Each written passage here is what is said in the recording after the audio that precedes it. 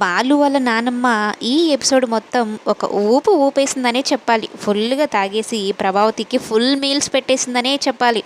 అయితే అక్కడ ప్రభావతికి బాగా గట్టిగా బుద్ధి చెప్పి కిందకి బాలుని మీనాని తీసుకొని వస్తుంది.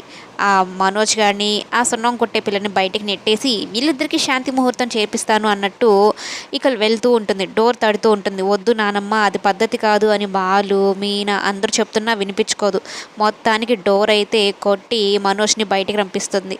బయటికి రప్పించడమే కాదు, మనోజ్ చెంప పగలగొడుతుంది. అదేది ఆ సున్నం కొట్టే వెళ్ళేది అనేది చెప్తూ రోహిణిని కూడా బయటికి రప్పిస్తుంది. రోహిణి అవతారం చూసి ఇదేంటి ఈ డ్రెస్లో ఉన్నావు అని అయితే అనడంతో ఒక్కసారిగా ప్రభావతి షాక్ అవుతుంది. అదేంటి చీరతో పంపిస్తే ఈ పిల్ల ఏంటి ఇలాంటి డ్రెస్ వేసింది అని.